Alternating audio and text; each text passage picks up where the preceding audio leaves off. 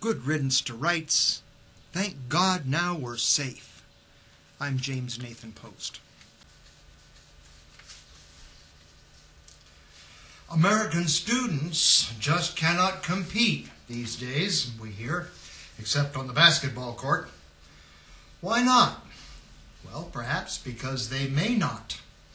Academic competition reveals differences that are not politically correct for students or for teachers. It's only for the rare few brainy weirdo kids and not for the mainstream, like competitive sports. Here's an easy solution to the problem of merit testing teachers. A. Teachers' promotion is competitively based on the tested performance of their students. B. Teachers test each other's students, never their own. Teachers would be personally motivated to produce the best students and to hold each other's work to the very highest standards. Good teaching would reveal itself in the form of students no self-interested, competing examiner could stump. Unfortunately, competition for achievement in mastering subject matter is not politically correct. If any student is enabled to excel, then surely those who did not excel must have been less enabled, and therefore entitled to compensation for their disadvantage. Such compensation is usually taken to mean an equal share of whatever prize might have been had for excellence. Access to higher education, jobs, and the like. Likewise, competition and recognized accomplishment among teachers is not politically safe. If any teacher is acknowledged to be better than another, then the students of the lesser teachers could be shown to have been disadvantaged and entitled to such compensation. Unfortunately, bureaucratic homogenizing of syllabus for political correctness, tests standardized for demographic leveling, and socialization of the education labor force make any competitive evaluation of the individual teacher moot. The best teacher in a federally franchised brainburger mill becomes the one who can best lip-sync the prefab McPablum of the approved curriculum while keeping the students in their seats. Put on your happy face shirts, children, and Miss Brittany will pass out the pills and the cookies that make you feel good, and pay attention. It appears to me the factors contributing most to the current deplorable state in our education system are not matters which can be solved by funding another special group program, nor by purchasing airport security equipment for the schools. They are the consequences of fundamental traditional assumptions and of unassailable political postures. These include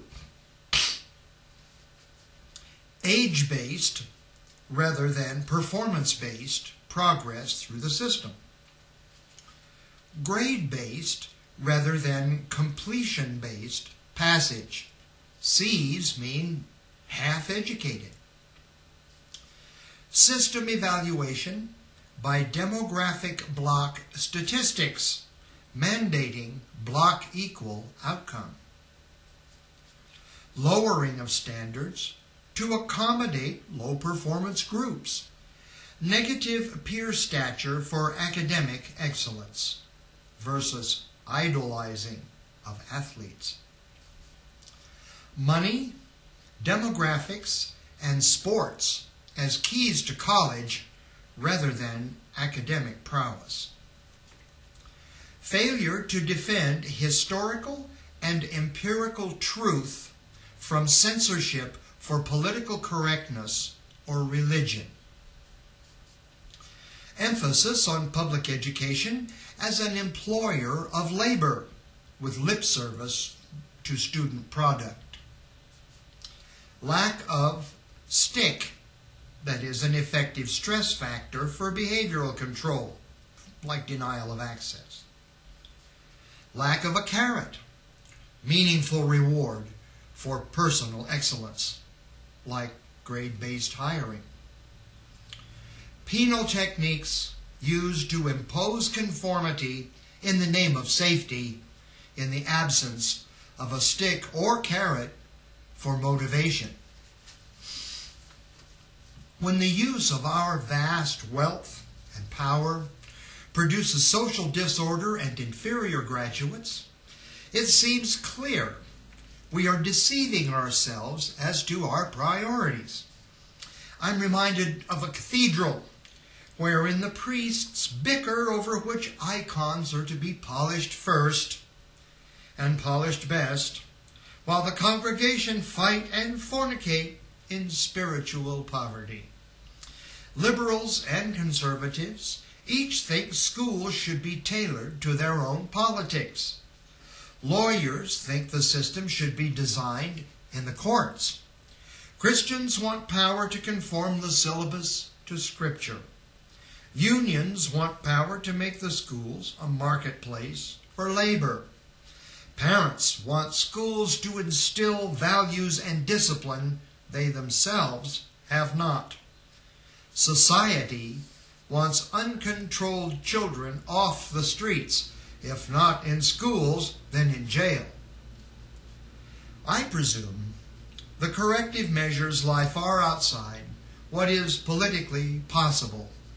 However, I believe if these 5 factors were made sine qua non, the quality of our graduates in all subjects would rise in a spectacular manner.